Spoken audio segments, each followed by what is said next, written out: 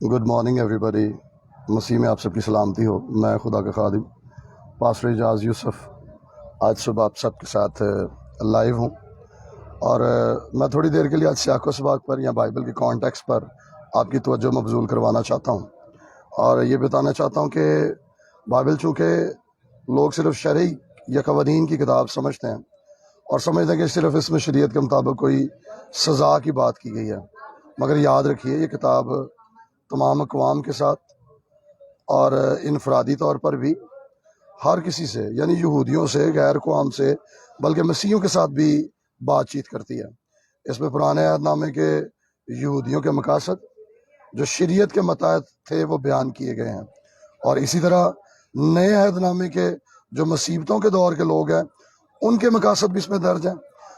Bible کی جو theory ہے، ڈسپنسیشن تھیری یا بائبل کے دوار، ایک بائبل کے طالب علم کو ان کے بارے میں پتہ ہونا چاہیے. کئی دفعہ لوگ آیات کا اور الفاظ کا چناؤ تو کرتے ہیں لیکن انہیں سمجھ نہیں ہوتی. جب وداؤٹ کانٹیکسٹ یا سیاق و سباق کے مطابق ہم بائبل کو نہیں پڑھتے تو پھر ہم آیات کا غلط استعمال کرتے ہیں. ایک بات یاد رکھیے، بائبل خدا کا زندہ کلام ہے، ہمیں اس پر ایمان رکھنا چاہیے اور اپنے آپ کو اس کے استعمال کے لیے پیش کرنا چاہیے، نہ کہ بائبل کو یا خدا کے کلام کو، اس کی آیات کو اپنی باتوں کے لیے، ان کا وزن بڑھانے کے لیے آیات کا استعمال کریں. کئی مرتبہ میں نے دیکھا کہ لوگ سیاق و سباق کے بغیر جو ہے وہ بائبل کا استعمال کرتے ہیں. ضرور ہے کہ کلام مقدس پر جو خدا کا زندہ کلام ہے ہم ایمان رکھیں اور اس کو پیش کرنے کے لیے اپنے آپ کو استعمال کریں. آج صبح میں ایک مثال کے ذریعے سے آپ کے ساتھ اس بات کو سمجھنا اور سیکھنا چاہتا ہوں. اگر آپ میرے ساتھ متی کی انجیل 24واں باب اور 13ویں آیت دیکھیں تو وہاں لکھا ہوا ہے، مگر جو آخر تک برداشت کرے گا وہ نجات پائے گا. اس آیت سے جو عمومی طور پر تعلیم ہمیں ملتی ہے وہ یہی ہے کہ جو آخر تک برداشت کرے گا وہ بچ جائے گا یا نجات پائے گا. تو اگر لوگ اس آیت سے یہ تعلیم دیتے ہیں کہ وہ بائبل کی کئی اور دوسری جو آیات ہے اس سے پھر تصادم پیدا کر جاتا ہے، جیسے کہ یوحنا کا پہلا خط 3 باب اور 14ویں آیت میں لکھا ہے، میں نے تم کو جو خدا کے بیٹے پر ایمان لائے ہو یہ باتیں اس لیے لکھی کہ تمہیں معلوم ہو کہ زندگی رکھتے ہو. ایک کہہ رہا ہے آخر تک برداشت کرو گے تو نجات پاؤ گے، یوحنا کہہ رہا ہے کہ تم زندگی رکھتے ہو.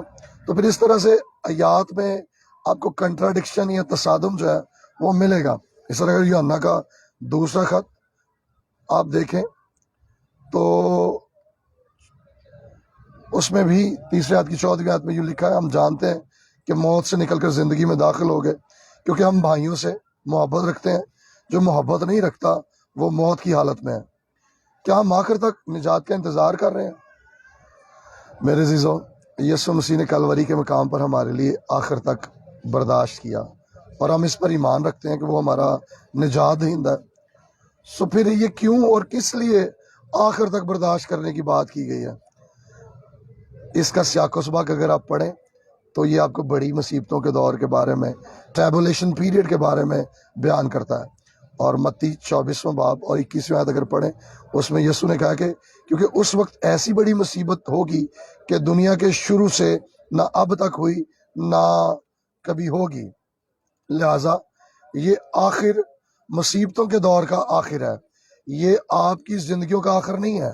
اس طرح کہ آخر کی بات اگر آپ 24ویں باب کی متی کی انجیل کے 3 باب میں پڑھیں تو وہ لکھا ہے، اور تیرے آنے اور دنیا کے آخر ہونے کا نشان کیا ہوگا. یہاں پر کسی کے لیے برداشت کرنے کی بات نہیں ہو رہی ہے. اگر کوئی مسیح کے آنے سے پہلے مر جاتا ہے، یسوع کی آمد سے پہلے، تو پھر کیا ہوگا؟ اس لیے یاد رکھیے یہ بیان ہر کسی کے لیے نہیں ہے بلکہ ان لوگوں کے لیے ہے جو مصیبتوں کے دور میں وہاں پر موجود ہوں گے. اور اس بات کو ہم متی کی انجیل کے 24ویں باب کی 30ویں آیت سے بھی سمجھ سکتے ہیں. اور لکھا ہے، اور اس وقت ابن آدم کا نشان آسمان پر دکھائی دے گا. اس وقت دنیا کی سب قومیں چھاتی پیٹیں گی اور ابن آدم کو بڑی قدرت اور جلال کے ساتھ آسمان کے بادلوں پر آتے جو ہے وہ دیکھیں گی. تو اس لیے کئی دفعہ لوگ بائبل کی آیات کا چناؤ کرتے ہیں اور ان کے چناؤ میں ہمیشہ جو ہے وہ کانٹیکس جو ہے وہ اس سے آیت کو پٹ کر لیتے ہیں اور کسی اپنی تعلیم کے لیے، اپنی بات کے لیے. اور میں بہت سارے جو ہے پرزائڈر آج دیکھتا ہوں، وہ آیات کو اپنی پرزائڈنگ کو ان کی باتوں میں جو باتیں ہیں ان کے لیے استعمال کرتے ہیں، جبکہ وہ کانٹیکس میں کچھ اور تعلیم اس کی موجود ہوتی ہے. تو لہٰذا سیاق و سباق کا مطالعہ بہت اہم ہے، بہت ضروری ہے. سو جتنے بھی بائبل کے اسٹوڈنٹ ہیں وہ بائبل کے کانٹیکس کو کبھی بھی مس نہ کریں. خداوند آپ سب کو برکت دے. شکریہ.